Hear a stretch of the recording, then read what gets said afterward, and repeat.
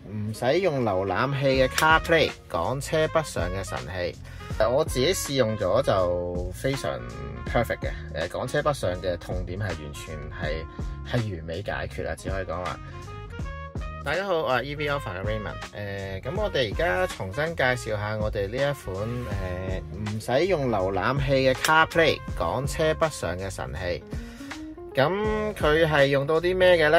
佢係用原車屏解碼。咩叫用原車屏解碼呢？就係你見到呢個 icon， 其實佢係唔存在嘅 suppose。咁但係咧佢 overlay 咗落去個嘅車嘅 screen 度。咁點樣做嘅呢？係加個中轉轉接器，即係轉接頭，再加個盒仔喺中間，咁去做一個 override 嘅動作。咁就唔使做任何硬件同埋軟件嘅改裝，咁就可以做到啲咁嘅嘢啦。咁安裝亦都十分方便，而還原都非常之方便。咁安裝只係需要15至20分鐘，還原都係需要15至20分鐘。咁我哋帶大家睇一睇啦。咁而家呢個呢，我哋係高德地圖嚟，我睇翻 CarPlay 嘅畫面。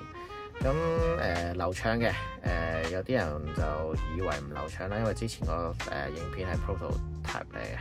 咁睇落去就唔流暢啦，但係其實就非常流暢嘅。喺 CarPlay 盒嚟講係非常流暢嘅。你如果以前用過玩嗰啲瀏覽器，你香港玩唔到啦。咁但係如果你玩過瀏覽器嗰啲，你知道係一定係做唔到咁流暢嘅效果嘅。咁譬如我哋而家去導航咁樣，其實都可以喺度做到啦。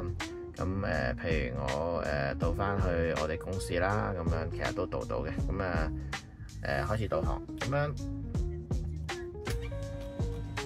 全程10公里。咁有啲人亦都問啦，開車用唔用到啊？咁當然開車係用到嘅。咁我哋而家開車啦，咁兜個圈翻嚟俾大家睇下。咁其實如果你導航嚟講咧，就我哋就唔覺有啲咩延遲嘅。咁因為始終佢個聲係喺 iPhone 駁藍牙出手機啦，咁所以佢始終可能會有啲啲嘅 delay。咁但係呢個啲啲嘅 delay， 如果喺導航嚟講係可以 ignore嘅。咁如果你話聽歌睇歌詞嘅話，聽歌可能會有少少啦，但係我諗唔會太明顯嘅。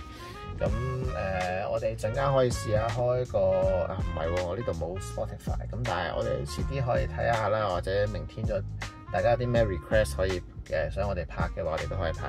咁你見到呢個係右太嘅interface 嚟㗎啦。咁佢係 overlay 咗原廠個右太嗰個地圖嘅畫面嘅。咁我哋而家就揸車出去兜個圈啦，咁樣。我自己試用咗就非常 perfect 嘅。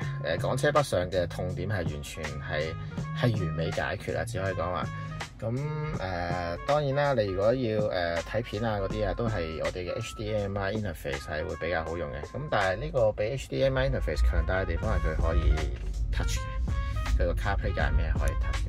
咁當然啦，佢只可以有限度地 touch 嘅，佢唔可以做呢個zoom in zoom out 嘅，即係你唔可以 multi touch， 即係你唔可以兩隻手指咁樣 zoom in 或 zoom out 咁樣，係做唔到嘅。試俾大家睇，係做唔到嘅，係啦。